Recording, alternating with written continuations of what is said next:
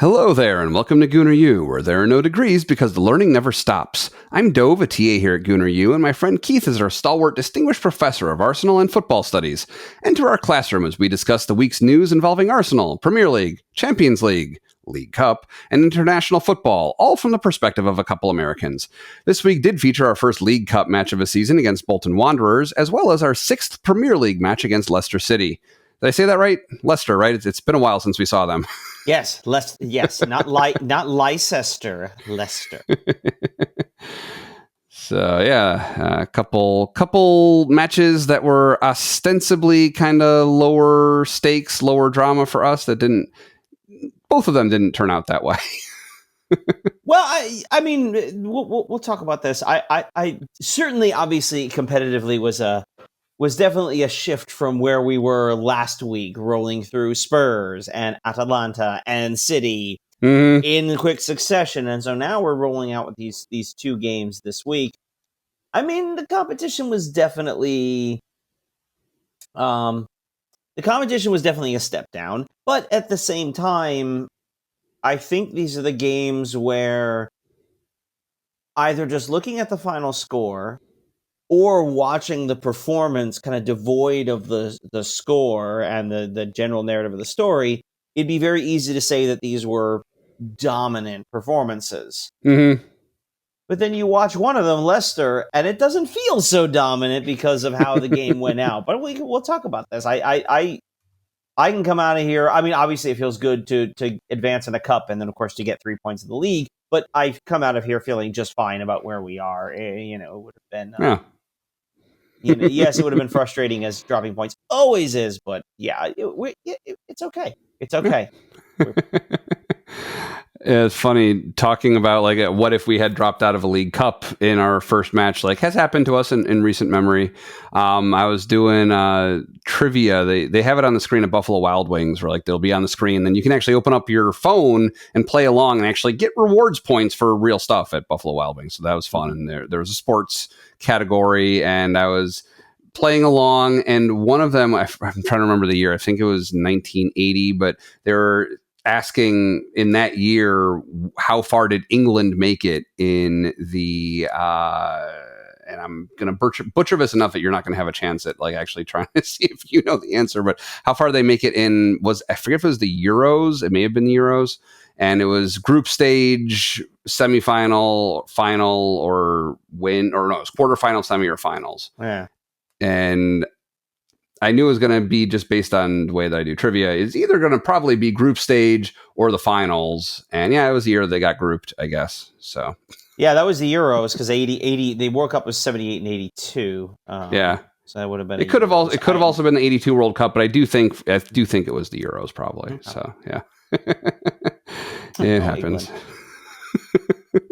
So what's going on? And speaking of World Cup and Euros, what's going on internationally? So there's some fun announcements this week. I guess fun depending on how you think about these things. So the stadiums for both the CONCACAF Gold Cup and the Club World Cup were announced. Both of these events will be taking place in the U.S. next summer. Arsenal is not in the Club World Cup, so I don't really care. But you may find it interesting. MetLife Stadium down in East Rutherford with or Giant Stadium, as I will still refer to it, mostly out of reflex. We'll be hosting several games, including the final. Okay. As well as a handful of other stadiums, almost exclusively in the eastern half of the U.S., with two exceptions. There will be some games being held in L.A. at the Rose Bowl, and then there will also be 3 games held at Lumen Field, which is the stadium in Seattle, home to Seattle Sounders, who is, as of right now, the only U.S. team that will be in the tournament. That's interesting. Well, there is still, for various reasons, there's a couple spots still up for grabs. I think one of them is related to the Copa Libertadores finishing this year, so the South American Championship. And then there is a spot left over given to the U.S. as a host. Oh, okay. They have not announced how that's going to be done. My suspicion is the qualification standard will be whatever gets Messi and Miami into the tournament. Which they could easily just say the Supporters Shield, since Miami seems to be pretty good shape to win that this year. But Hard Rock Stadium in Miami is also on the list of stadiums to play for that. At the same time that is going on, CONCACAF will be hosting, or the U.S. will be hosting the CONCACAF Gold Cup. So you've got a club competition in the eastern half of the U.S., and you've got an international tournament being hosted on the western half of the U.S. Now, part of this is so that there isn't a lot of cross, travel pollination. It keeps things separate so the travel's a little easier for everybody. They put the Club World Cup in the Eastern time zone so that it was easier to line things up for the European audience. Okay. The CONCACAF, the Gold Cup will be there. They are using, it's mostly places that have been used before. So AT&T Stadium in Arlington, Texas, Austin, both stadiums in Houston, NRG, which is the NFL stadium, and then Shell Energy Stadium, the MLS field. A couple other MLS stadiums, Vegas. They'll be in San Diego, San Jose, St. Louis, BC Place in Vancouver. There's a lot of different sites. And in both cases, some of these are going to be used also as well for the World Cup in the following summer, 26. And so this will be a bit of a dry run for some of them as well. So we'll kind of see how that all plays out. Now, it'll be kind of interesting, especially given we'll kind of see. I'm still very curious at how this Club World Cup sort of gets pulled off, because as we talked about, it's kind of in between seasons. It's during the summer. It's when things are going on, like transfers and international tournaments. So you're probably going to see it's an off cycle. So Copa America and the Euros won't be happening, but you have the Gold Cup, which is not I'm trying to think though. There aren't really a lot of American and Mexican. There's a handful of Canadians. Like I could think of Alphonso Davies is plays for Bayern Munich there in the tournament. But like the biggest American is Christian Pulisic, and he's at AC Milan, who is not in the tournament. So I don't know. I mean, it'll be very curious to see how they're balancing the lineups and who qualifies. Apparently, also they don't yet have a TV contract to broadcast the Club World Cup. I know we talked about Apple throwing their hat in the ring a few months back. So but I remember, I'm pretty sure I saw they didn't get it. I don't know if a final decision has been made yet for who did get it. So usually they're pretty quick to announce that sort of thing if they have it. So my suspicion is they have not made that, not gotten that done. So it's kind of interesting to see. There's going to be a lot of soccer in the U.S. next summer. Yeah. Now, remind me, I don't remember the Gold Cup coming up before in our talks. What is the Gold Cup? So the Gold Cup is the continental championship for North America, for CONCACAF. So it's our regional championship, us being the U.S. in this case. So it's our equivalent of the Euros or the Copa America. Unofficially, the tournament is usually a prelude to USA-Mexico in the final. But that hasn't been the case the last 3 or 4 tournaments. They've actually been, usually it's played every 2 years. The US and Mexico generally do well, and I think have won every version of since it switched from the CONCACAF Championship to the Gold Cup format starting in the early 90s. The US and Mexico have won every single title except Canada. It was 2001, 3 penalty shootouts in the knockout stage, and somehow won the tournament by winning one game, winning one game. Right. And so,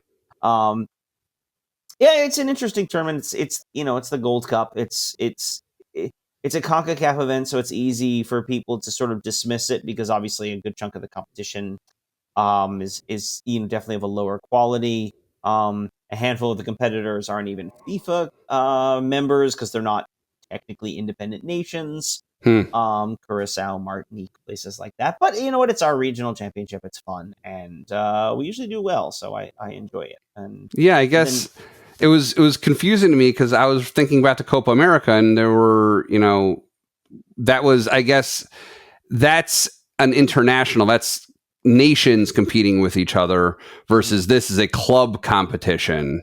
Or this is also nations. No, CONCACAF is nations. So the U.S., Canada, Mexico, Costa Rica, Jamaica, Panama, Honduras, all of that. But it's just the unique nature of North and South America that the United States, Mexico, and Canada kind of compete in both. Is that what it is? Typically, the Copa America is just the South American teams the 10 of them, or at least for a number of years, it's been them plus invited guests. Okay. Mexico has traditionally gotten an invitation, usually goes. The U.S. There were rumors the U.S. had a standing invitation that they have, for a lot of reasons, not pursued regularly. Again, those are rumors. I don't know if that's really true. It is a good experience. I like it when we go, but we don't go very often. This one was a big one. They had a big tournament because they were doing it in the U.S. It was a supersized tournament, so they invited a bunch of CONCACAF nations to take part in it. And they were in the U.S. and they did that. Oh gosh, that was 2016, which was a special. It was the Centenario. It was a special tournament for the 100th anniversary of the Copa America. But typically, it is just in South America and it travels around South America. Whereas the Gold Cup is held every 2 years and pretty much always in the U.S. They'll do some group games occasionally in Canada or Costa Rica or something, but just about every game is in the U.S. And it's, as I mentioned on stadiums, it's a lot of the same places over and over again. Houston's gotten plenty of Gold Cup games, and it's Houston is good because we have the two stadiums. NRG is good for when Mexico plays because it will sell out. This is an NFL stadium. It seats, 60, 70,000 people. Shell Energy Stadium is a lot smaller, but it fits a lot better if when the game is El Salvador versus Jamaica. Two countries that just don't have the population to support, to fill a 60,000 person stadium. Sure.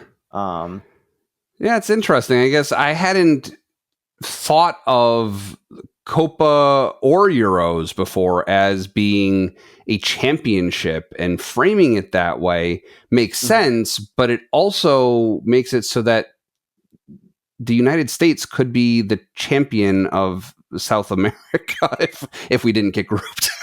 Yeah.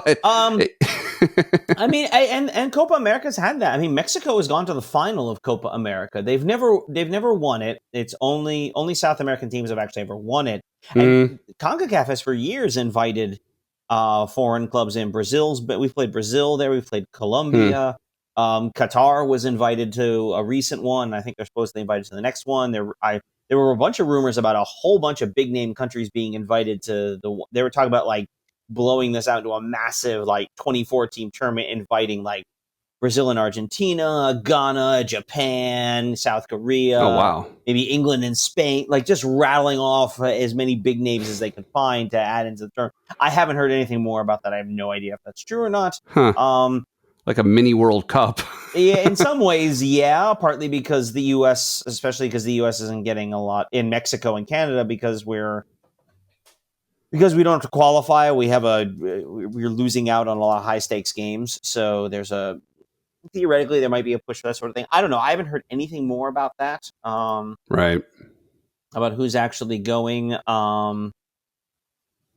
I suspect that was just a giant rumor that's not really going anywhere, and it'll probably just be more of the same. All the usual suspects, which is fine. I know everyone in the U.S. wants big name competition in all of our friendlies, and it's not wrong, but there are some difficulties to pulling that off in terms of scheduling games and who's available, things like that. But anyway, the short version of all this is it's our regional championship, and we better be in the final. And frankly, I still think we're talent-wise the best team in CONCACAF. We should be in the final. We should be winning it. We're better than Mexico. At full strength, we're better than Mexico, and I think we're better than everybody else. If people don't lose their heads against Panama and start slapping their opponents, that's not ideal. We don't have time to go into it, but I'm guessing that's a real event that you're alluding to, not a hypothetical. That was this summer. That was the Copa America. Okay. Who got himself sent off in that? Was that Moose? Moose, I think. Yeah, that was the Panama loss. That was not. Okay. I almost went to that game too. But anyway, not that. We're running away from. Yeah, we're on a tangent of a tangent. So, what's going on with MLS these days? They're coming down to the end of the regular season, and I only threw this in because I think it's important that everyone watching knows that while North London may be red, New York is blue, as New York City went across the river to Harrison. I'm just kidding. It's Newark. And beat Red Bulls 5-1. Now, it's not the 7-0 that they put on us in the second year at Yankee Stadium, a game I attended. It was not fun. But yeah, beating them 5-1 and deserving it was a lot of fun. So that's exciting. So I just want to make sure that everyone knows that New York is still blue and Red Bulls have never or will never win. I actually saw someone wearing a Red Bulls jersey not too long ago, but I didn't get a close enough look to verify that it was New York Red Bulls, because I know there are a bunch of other Red Bulls teams internationally. It could have been one of them, but I have a feeling, living in New York, it was probably New York Red Bulls. But it is fascinating. Both New York teams, Red Bulls and New York City, are both members of these sort of international conglomerates. Obviously, New York City is part of the City Football Group. Yes, I can distinguish between my love for New York City, the club, and their parent club in Manchester, who we don't have to talk about this week. I can distinguish between that, but I understand that some people have a problem with that. But Red Bulls is part of the Red Bull system, which includes more famously Red Bull Salzburg in Austria and RB Leipzig in the up in the Bundesliga. And there's a few other clubs that they have around the world. Yeah. But yeah, speaking of, since today's the word of today is dominance, I just figured I'd throw that in there. So all right, well, let's talk about our first domination of the week against Bolton Wanderers. This match was on September 25th. This was a midweek match. We ended up winning 5-1. So we had score dominance as well as possession and probably most other metrics that you would care to look at. Yeah, so we did talk about this a little bit last week. Like Bolton, we used to play Bolton regularly. They were in the Premier League. They were I still have some nightmares of Sam Allardyce's teams, grinding us into submission for a draw. And then it was interesting to discover that apparently the last time we played them was 2012, which was fun because guess who was in the starting lineup that day for Arsenal? No guess. Well, it was one Mikel Arteta. Ah. I believe it's been a while since I read the story, and I kind of put it all out of my mind after Tuesday. I think he might have scored in that game actually. So yeah, it's weird. It's weird. This is a thing for me that's so strange with the promotion and relegation. So sometimes clubs, like when I started watching, Bolton was just sort of a fixture in the league. We just played Bolton every year because they were just always kind of there. They were maybe some years they were a little close to relegation, but for the most part they were just kind of there, and you played them twice a year. And then all of a sudden they get demoted, they go down, and then you never hear from again until the ping pong balls drop their way, and all of a sudden there you are, home to Bolton for the third round of the League Cup. Okay. So yeah, and they haven't gotten a lot better in the interval. Well, yeah, so they're currently in League One, which the names, we don't need to get into the names again, but yeah, so that's 2 divisions down from the top. It's like Xbox division, naming. Yes, the third division of English football, which is League One, of course, the Championship, and then the Premier League. Yeah. So they're in the third level, and how are they positioned within that level? As it stands right now, they are currently, as I'm reading a table, they're 14th in out of 22 in the league. They were 18th coming into the weekend, apparently as low as 21st. So it hasn't been a great start, but they've won 2 games in a row, both before and after playing Arsenal. So last year actually they were in the playoff for League One, and I believe I'd seen they ended up losing the final, so they wound up heading to Wembley. Lost to Oxford United in the final of the playoff, and so had to stay down. They finished 3rd overall. Now that was something that I found interesting, is they were talking about that during the broadcast. And wait a second, they have playoffs? They have like a postseason? Because the Premier League doesn't. You have the cups that kind of run parallel. It sounds like they have more of a structure like what I'm used to from American sports. So real quickly, these are promotional playoffs. I think we talked about this like with the Championship and others. So the top 2 teams in the league are automatically promoted. Good job. You're right. And then it's spots 3 through 6 are in a knockout playoff. Okay. The 3 and 6 play, and 3 and 6 play each other. 4 and 5 play each other. The winners play a one-off. They play 2 legs, and then the winners play one-off in Wembley. And the winner of that playoff gets the 3rd promotional spot. Right. So totally different type of playoff. Okay. Right. So you're not a playoff. I mean, it is a playoff. It is exactly what it says yeah. it is. It's a knockout tournament, but it's a playoff for the purposes. The prize is third place, essentially. Right. It's promotion. And you don't want to be in the playoff. You want to be one of the top two so that you're automatically promoted and go straight right. up. If you are interested in more of this, I do recommend the first season of Welcome to Wrexham, where Wrexham and their spoiler alert for a season that was, a couple of years ago now.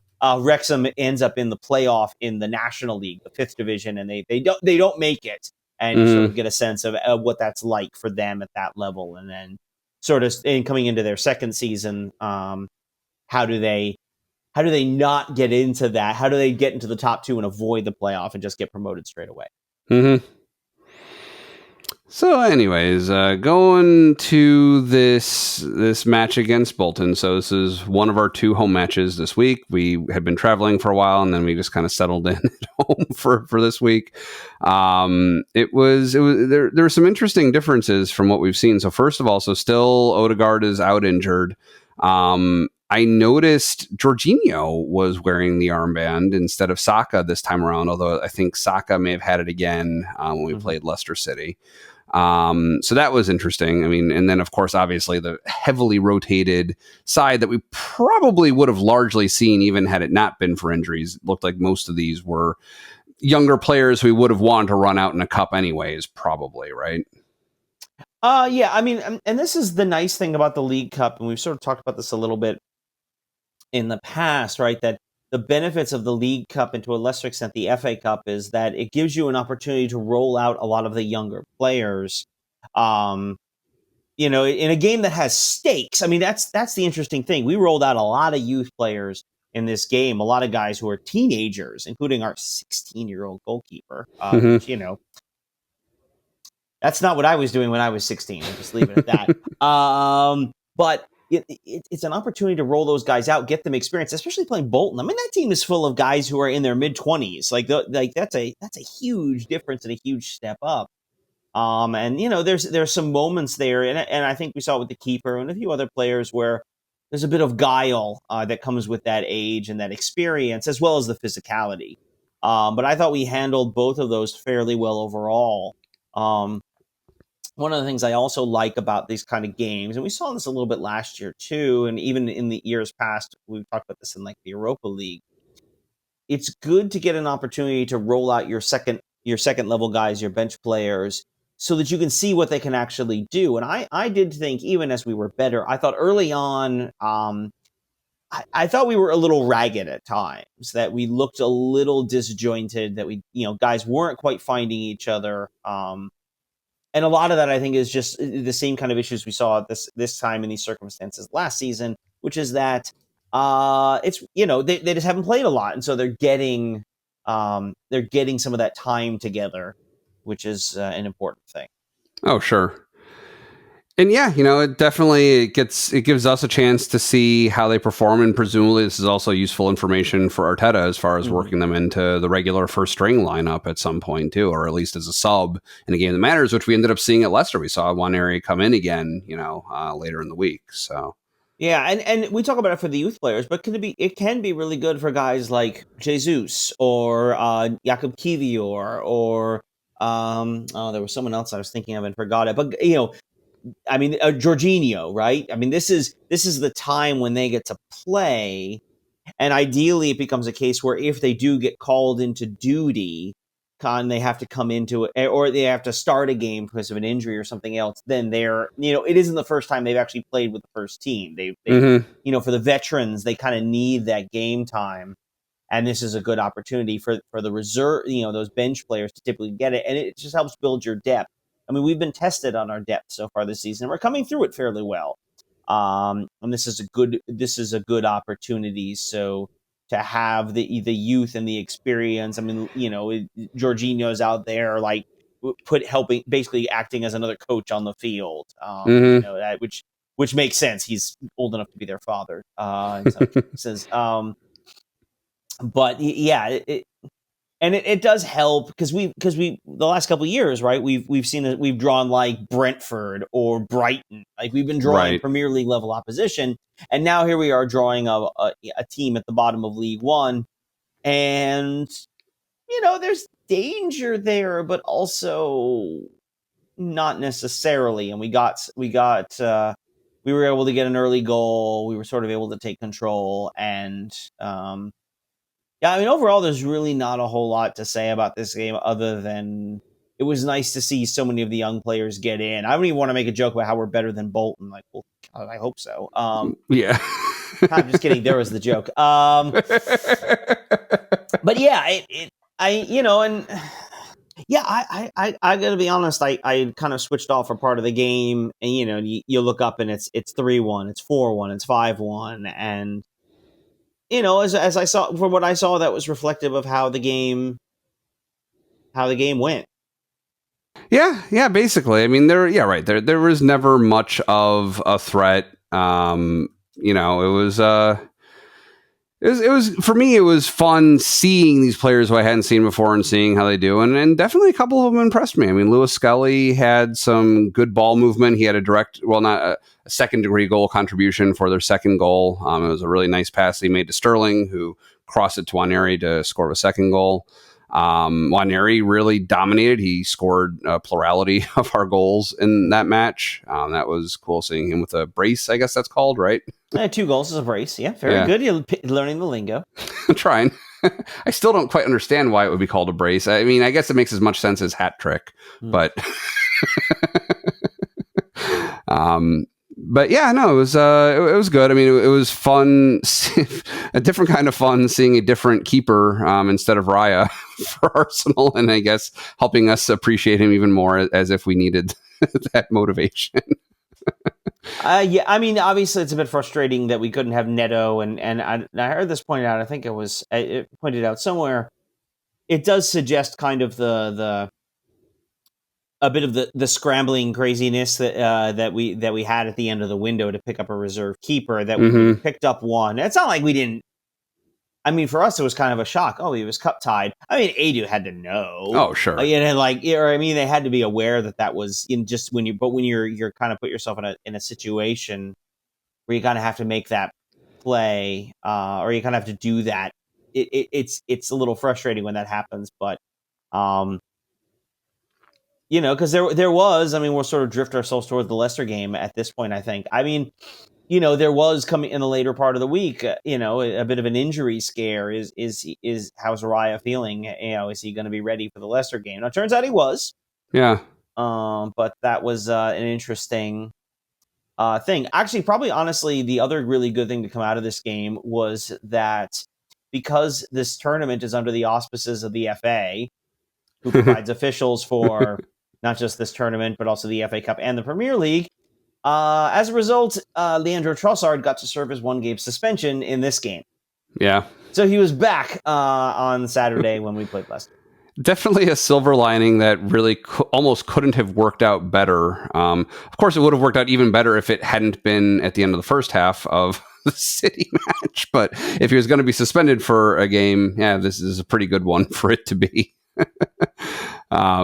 One other thing I wanted to check with you on. So we alluded to Porter, who is our 16-year-old goalkeeper making his Premier League, well, not Premier League, making his professional football debut, I guess, with Arsenal. I assume so. Yeah, so it seemed like it's the first time we've seen him. I don't think he was playing with anyone else before them at that age. Yeah. It really got my gears turning, like just thinking, like you said, I wasn't doing that at 16, right? And it's like thinking of our experience in this country. Are there 16-year-old Americans playing professional sports? Is that a thing that happens? And like in England, what is the experience like for a Waneri or Lewis Scully or Porter when they're part of a club that is a professional club at such a young age? And I like, if they're in the academy, I kind of have more of a sense of that from talking to you, where it's like basically an after school program. Like that's what they do 5 days a week after schools. They go and they train with Arsenal, like with the other academy kids. But when you're part of the big boy club, right? Like, how does that happen? And what does your week, your month, your year, your school year, what does that look like for them?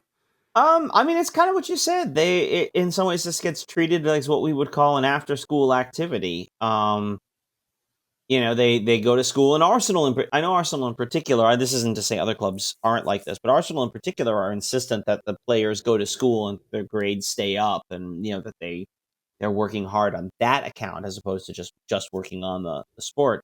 But yeah, they come in and they play with the academy side. So we talk about the youth teams, and they play in those, and the ones that are the ones that are truly promising will get some time to practice with the first team, with the first or the senior team. And I mean, we talk about these, even the senior team, like we talk about them, they're professional athletes. They're working out and practicing all the time. I mean, a lot of their day isn't actually just out on the field running around. They have meetings, or they'll have meetings, or they'll have video sessions, or they'll just be in the gym doing kinds of workouts. And so the actual training part, where they're out in the field running through cones or doing drills or taking free kicks or whatever it is they're doing, a good chunk of that, it only takes up actually a small portion of your day, and you can schedule that at a time where the kids can come from school and have their time where they're able to do that as well. Does it happen in the U.S.? Not really, but that's mostly because of how sports in the U.S. work. In large part, American sporting leagues, the ones I know in particular, the NBA and the NFL have age requirements. So I believe the NFL's is you have to be at least 3 years out of high school. Part of that is just safety, especially American football. Sure, obviously a very physical game, and there are in any given year a small handful, 3 people who are physically capable at 18, 19 years old of actually playing top level professional American football. But for most of them, I think about how much you grow between the ages of 18 and 19 because of the physical nature. The NBA has, I believe, a 1 year out of high school. And so it's led to a lot of, if you watch college basketball, they'll talk about the one and dones, guys who will sign for a school, play their freshman year, who are obviously good enough to be in the NBA, but because of the rule, they have to spend 1 year in college. Or they can go overseas, they can do other things, and then they'll go to the NBA once they basically as 19-year-olds.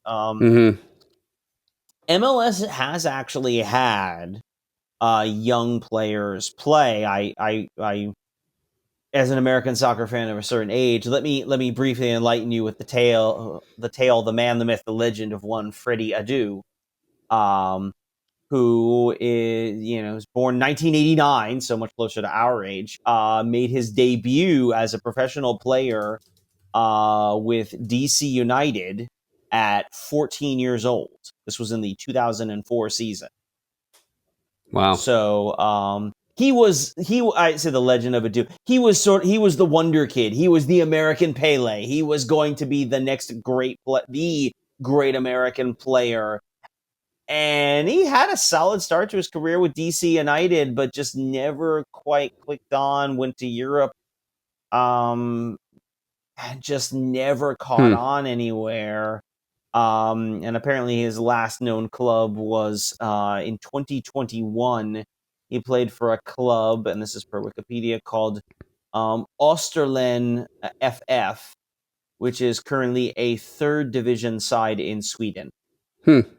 Ignominious, yeah. Yeah. I mean, he had a couple bouncing around a couple of years, and looking at a few sort of the bottom tier leagues in Europe. He doesn't have a lot of appearances. He spent a couple of years in what is now would be USL, so some of the second tier, or second or third tier teams in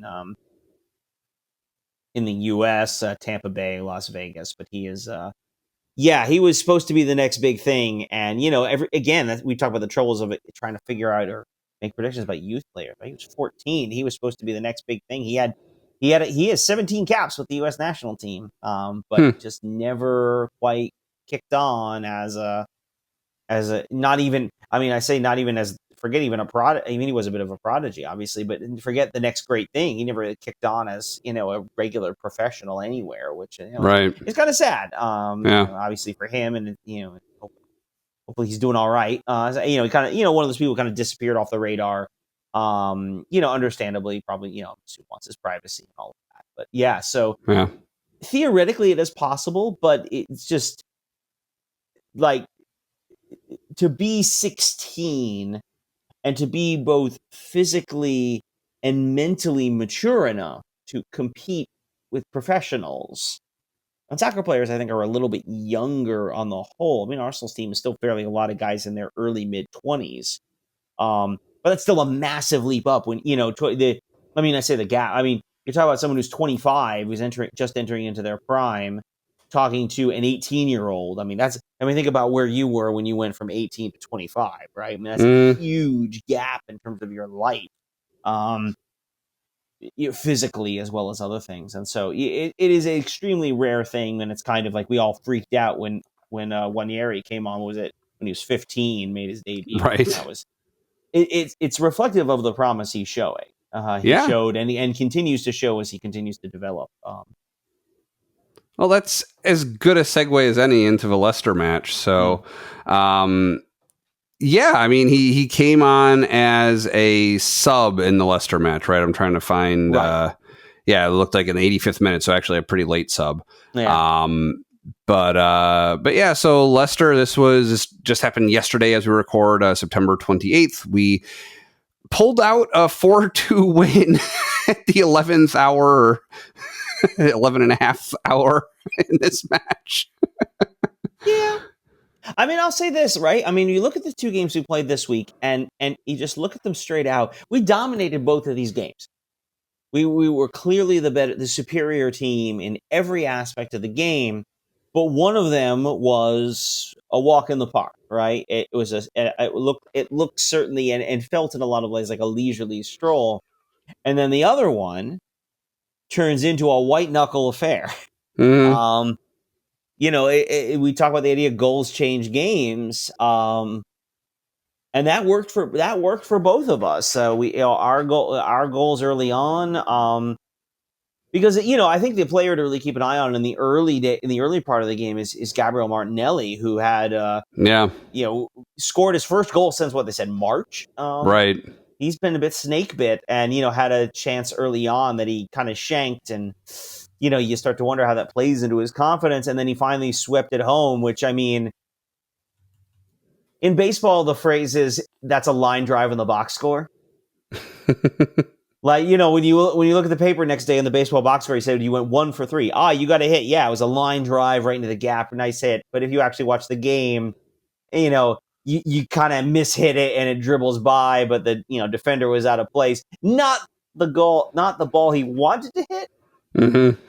But it was exactly where it needed to be. He puts it in, 1-0 to the Arsenal. It was, you hope that's what it takes for him to kick on a little bit. I hope that's definitely. And he definitely seemed to be really engaged, certainly in the first half. I think he ended up getting subbed out in the second half, and I think he may have kind of tapered off a little bit there. But do you want to talk about the circumstances that, I guess, leading to that first goal? I know Leicester objected heavily, and they got 2 yellow cards, one to Vardy and one to Cooper, who, by the way, he was managing Chelsea last season, wasn't he? No. He was managing a different club. Yeah, he was at Forest. Forest, recently. Okay. Yeah, there's a lot of turnover, man. Like, it kind of is weird to me how much turnover there is sometimes in soccer, and it's always been like this. It feels like there's a sense for some people that it might be getting a little bit worse because of how much money is at stake, like especially when we talk about clubs getting relegated and how much they stand to lose, or the chance of promotion or European spots or things like that. But because there's a lot of churn and turnover, there's also a lot of guys who wind up managing a lot of different teams because they always sort of seem to be available. You may remember, again, we go back to what started this all was the opening episode of Ted Lasso, where they start rattling off the names of who could manage AFC Richmond. And I pointed this out to you. I'm pretty sure that all the names they gave were all real people. Right. But I think in particular, I think it was Harry Redknapp who got he's cold 3 times. I mean, Redknapp is one of those guys who's kind of bounced around couple different teams, and there's a few others like that they're just sort of around. They would seem to pop up. Sean Dyche is there at Everton. He was at Burnley for a while. And Cooper's another one of those guys. He was at Forest and he was somewhere else. I think. I was about to say Leicester's manager, who was Cooper, who we were talking about. There's a few of those guys who just kind of keep bouncing around and always seem to find themselves in a job somewhere. So this was another name I've mentioned before. Right. So he and a player each earned themselves yellow cards for dissent because they felt that there was a foul that wasn't called, the ref said to play on, and that led to Saka passing a Timber, getting the ball to Martinelli, who ended up scoring the goal. So, yeah, I got to be honest. I didn't recall. I have to say I even missed their yellows because I didn't really see anything or hear about anything. I mean, we can. We're not going to talk about the referees today, but there were a few instances where there were some complaints or commentary on calls that were made or not made, and I think both teams had some complaints, but I don't think it really impacted I don't think it deeply impacted the game to a great extent. Right. When you consider, really, I think they said Arsenal ended the game with I think they said the highest expected goals they've ever had since they started tracking the statistic a decade ago. Oh wow! I think the final expected goals in the game was something like 2.5. Huh. Which, I mean, you say 2 expected goals. I mean, bear in mind, even Arsenal's goals don't register a goal, in terms of expected goals, the likelihood of scoring from those positions.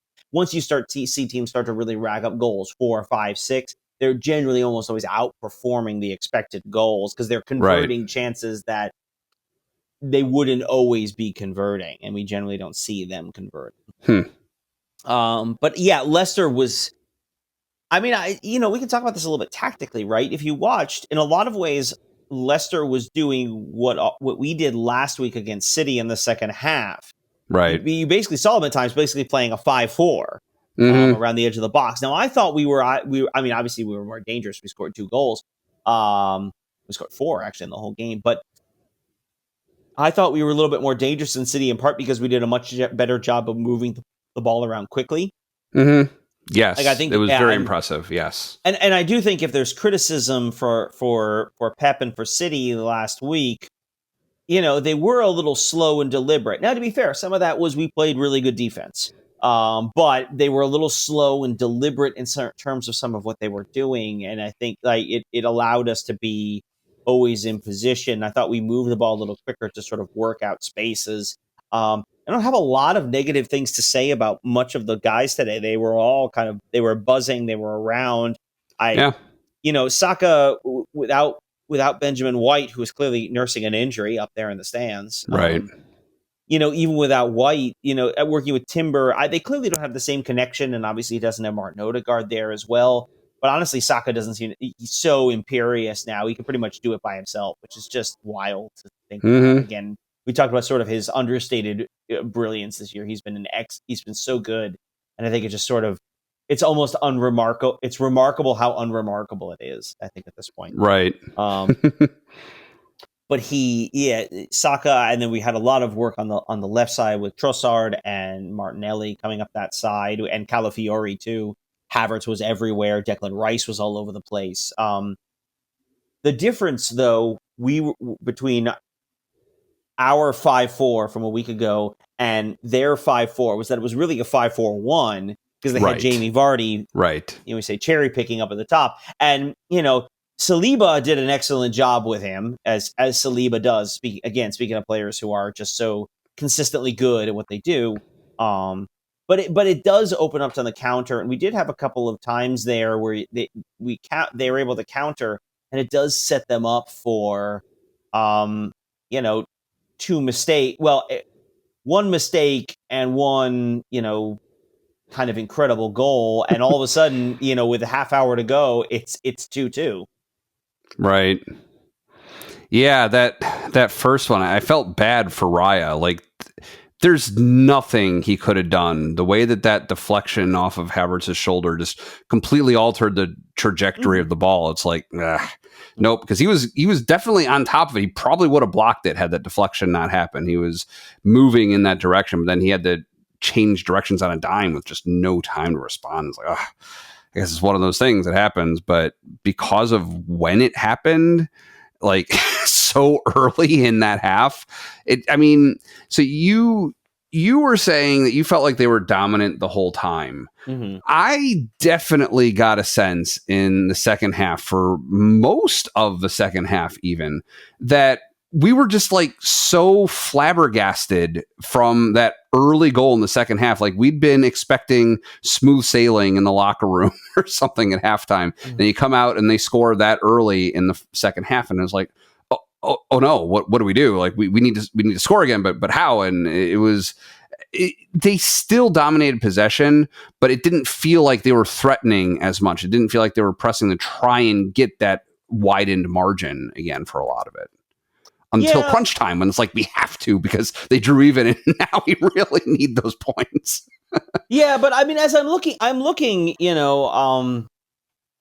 so I know you have your notes here, and we sort of take a look at them, which is a nice little recap of the game. I mean, look at what you wrote down between their two goals. Mm-hmm. Okay, there's a couple yellow cards, but we've also got consecutive headers from Gabriel and Calafiori, a wild shot from Timber of a corner. Havertz goes high and wide. Trossard almost one touches across with Saka. Mm-hmm. But it's 4 opportunities right there in the space of, what was that, 10, 15 minutes? That's true. Where, so yeah, there were a few stretches where like we were, again, it sort of has to do with kind of the relative thing. We spent so much of the game pinning Leicester back that it feels like you're losing control of the game, because all of a sudden Leicester has possession in the midfield for 30 seconds. Like, like it felt like, oh, maybe they're growing into the game a bit. And they were a little bit. I mean, they were able to push forward. They were able to set themselves up for the opportunity. And, I mean, first and foremost, take a bow. Is it James Justin or Justin James? I couldn't. The man has two first names. They're not playing poker with him. But Justin was on his jersey, I'm pretty sure, but that doesn't tell you either. So I don't know. Whichever way it goes, take a friggin' bow. That second one was a nice shot. I doubt he could do that again if he tried. But man, he did it when it counted. Fantastic. Yeah. Fantastic finish. Has every right to be thrilled with himself. And yeah, it does sort of, again, the goal changes the way you perceive, I think, some of these things that are happening. But at that point, we've got a half hour. And I think from that point forward, we had like 8 shots between that, 8 shots on goal between then and the end of the game, which is an absurd number. Like we were all over the place. And it was a little bit like City last week, right? Just knocking on the door. And then we were finally able to, we were finally able to get it in, but not before Hermanson. I mean, speaking of players who should take a bow, whatever the nicest restaurant in Leicester is, his teammates, minus Justin, who can, doesn't have to chip in, did enough for himself. They need to find the nicest restaurant in Leicester and buy him anything he wants there, because he absolutely saved them. Having people having flashbacks to games, and every time you have any sport like this, hockey's the same way too, where you're out playing a team, but the goalie just stands on his head, and you're just like, what's it going to take? Mm-hmm. There was a one probably about, I want to say it was 2017. We dominated Manchester United, but David De Gea stood in his head, made like 10 saves, and we end up losing that game, a game we shouldn't have, to a mediocre United team.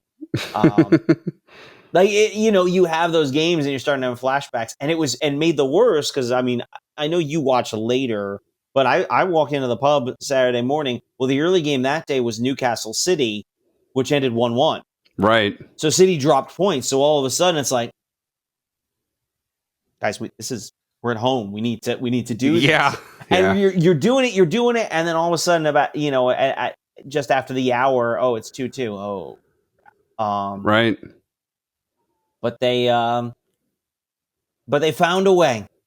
Well, yeah, and I mean, I feel like Waneri was a part of that. I don't know if necessarily the biggest part, but he came on and immediately just dazzling ball handling, moving it around, gets that cracking shot from outside the 18-yard box. I mean, that was one of those ones where Hermanson like, oh, come on. Like that was it, but he got a hand on it, pushed it clear.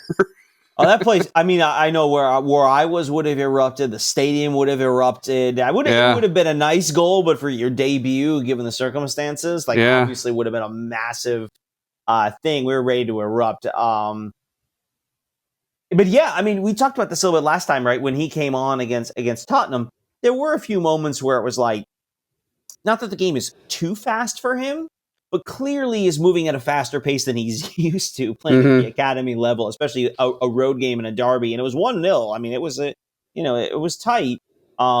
Here he came in and looked, he slotted right in. He fit in, looked like he belonged. It wasn't as if, Saka set him up on a tee and he just kind of, got the chance. He created his own opportunity.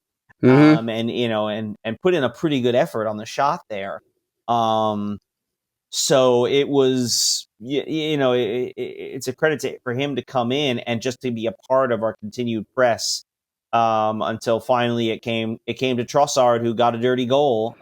There's that man again, scoring big goals late. Yeah, he did it. And then it was only a few minutes later. So Havertz gets the goal in, sort of, right? Like it was Justin, I guess, deflected it off of him or vice versa. What happened with that one? So I forgot to watch the highlight on this one. I think the argument was there was another player. We're talking about the final goal, right? Right, the final goal, and there was a lengthy VAR review, but I'm just trying to remember exactly how the ball went in. I think it was an offside check because there was a player potentially. I think it wasn't Havertz because he's the one who actually bundles it in, right? But I think because there was a player in an offside, it was maybe in an offside position. And I think it was he might have interfered. I feel weird just speculating because I don't remember off the top of my head. But there was one. It's one of those that you see the check and you're like, oh, did I miss something? And then you watch the replay and go, oh no, it was fine. And they checked it. Right. Well, that was what I was thinking too. But it was like the VAR check took a long time. Like it was. It felt like it at least. I mean, they all feel like it when it's your goal, right? Yeah. I mean, there are a lot of things they sort of check. They give a cursory check to, and you don't even sort of realize VAR is looking at it because they just quickly go, "Oh, no, nothing happened. It's good," and you don't even get to that point. But obviously, this is when they wanted to make sure they were checking to make sure people were in the right position or something. I guess, I lack the commentary in the game, so it's hard to sometimes figure out. Well, but beyond the commentary, I think what made me think that they actually may have been taking it back was you see immediately after Havertz gets the ball in, he's running away from the goal, like waving his finger in the air, like, no, don't you know? What are you talking about? That was clean. And like he knew, like they had been indicating to him, like, hold on a second, we know the ball went over the goal line, but don't celebrate yet, basically, or maybe that was just his celebration and didn't look like it to me. I don't know. We were kind of bouncing around and high fiving. So I have to say, I didn't quite. When the ball goes in, you just we kind of lose focus for a few seconds there. So I don't recall seeing that, but I mean, I didn't see anything in the replay on that one that looked like a problem. I think that seemed correct. It seemed like the correct call to me, and it was fine. Yeah, they were all onside by a mile as soon as they showed it. But it was. It was weird. But yeah, again, like, we dominated the game. I think they said Hermanson ended with like 13 saves, which is just crazy. Bonkers number. In the end, we got the goal. We got the goal, and that's what mattered. We scored and we win, and we put a cherry on top. And then another one for goal difference. Right. Yeah, we're for I mean, that's another win. We're unbeaten on the season. Yeah. All right. So who is your now? Who is your pick for player of the week this time? Player of the week. With the heavily rotated lineup, there's obviously such a big difference between the two games. Right. I think if I was, and I'll be honest, partly because I just saw the Leicester game and I remember it more. If I was just looking at the Leicester game, I think I'd say Trossard, who was all over the place. But for the week, I think it has to be Wanderers, who was an excellent player. He did well in both games. Obviously, scored the 2 goals against Bolton, and then comes in and is a key contributor in what ends up being a win against Leicester. Yeah, hats off Wanderers.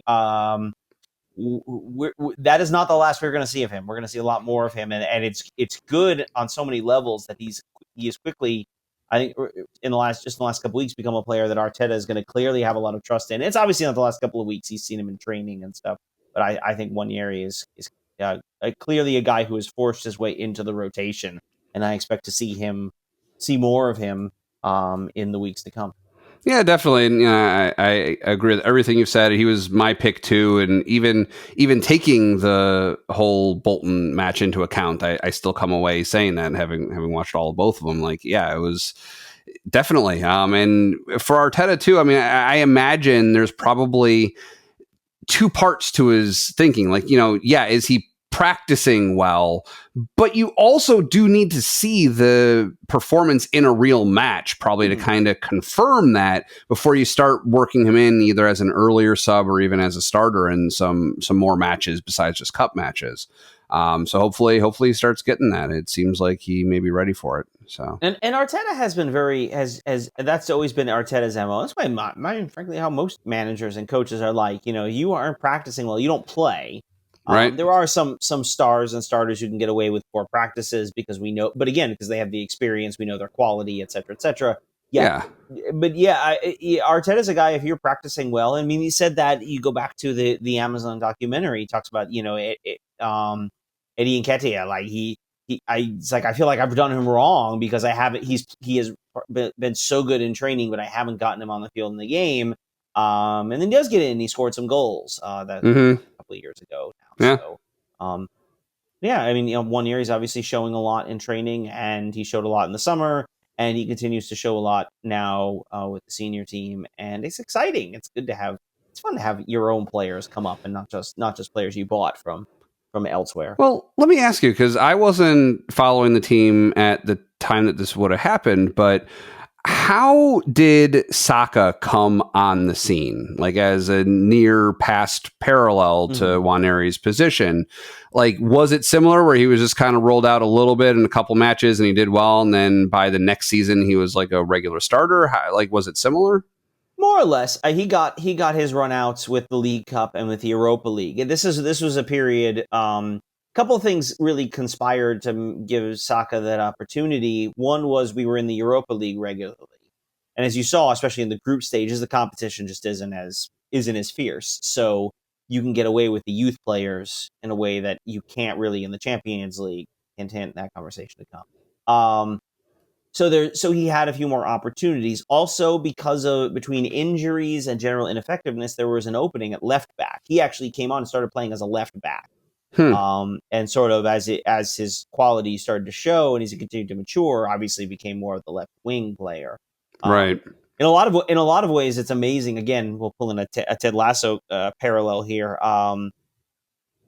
The character of Sam Obisanya is not Saka, obviously, but there are some parallels in kind of the idea of the young player who playing slightly out of position and working his way into that position and becoming a star player.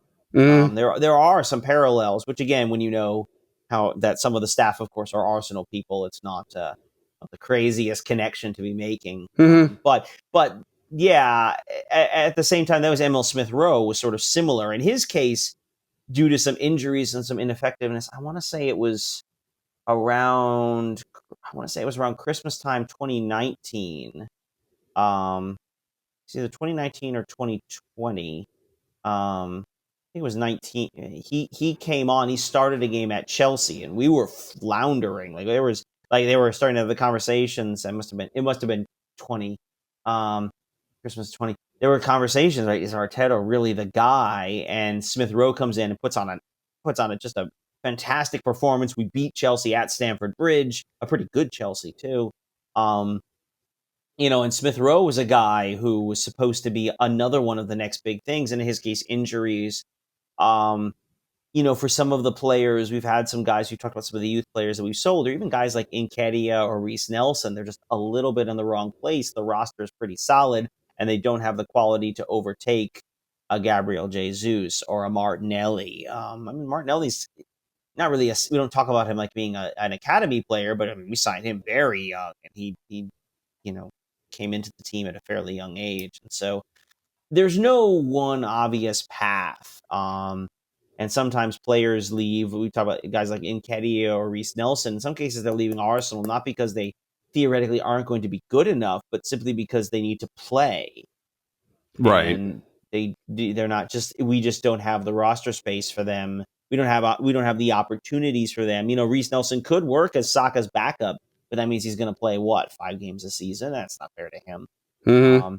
Just to throw it out, you almost mentioned it earlier. One of Bolton's players, Jordi Osei-Tutu, was an Arsenal academy player, and just never quite worked out for him. And so he's, made his way around. He apparently joined Bolton in the summer. He was on loan to Germany, to other parts of England. Played a little bit for Bochum in Germany. Went on loan from there. It's. There's no one straight path, and there's just a lot of things have to happen for young players to make their way into the first team. Yeah. Okay, so what is coming up for the next week? Right. So speaking of Champions League, Tuesday, the Champions League, home to Paris Saint-Germain, one of the glamour sides of the competition. Now, we'll say this. This is obviously not the PSG that has been, thinking it can make a deep run to win the trophy. Obviously, because of course Kylian Mbappe has decamped to Real Madrid. No surprises there. But it's still a team that is incredibly stacked with talented players. I know I was watching the Olympics this summer and got a good look at Achraf Hakimi, the Moroccan winger. Who was very good for Morocco in a tournament in which Morocco played very well. There's talent on that team, and it's gonna be a fun night. Obviously, without Mbappe, they're gonna feel a little less toothless. But this is why you're in the Champions League. To play Paris Saint-Germain on a Tuesday night at the Arsenal Stadium. We can't call it the Emirates in Europe, but to play them at the Arsenal Stadium should be a fun night. And then we have Champions League Tuesday. That'll be on Paramount Plus as usual. And then Saturday on Peacock, we'll play Southampton at home in the league, which is our last game before the next international break. Right. Which I'm sure we'll talk about next time. But yeah, so Tuesday versus Paris Saint-Germain, Saturday versus Southampton. 3 straight home games. Feels nice. Yes, it does. Thanks for joining us at Gooner U. If you're watching on YouTube, you can also listen to our show on Apple, Spotify, and some other places. If you're only listening, try watching us on YouTube with a link in the show notes. Your homework for today is to comment on one of our Player of the Week videos on your platform of choice and let us know who your pick would be. We record the show using Zencaster. If you'd like to try it out, you can support Gooner U by signing up using the link in the description, which also has links to everything we talk about and our social pages. Again, my name is Dove, and you can find me on Twitter at Dove Frankel. With me, as always, is Keith, and you can find him in a pub watching Arsenal matches. Come on, you young guns.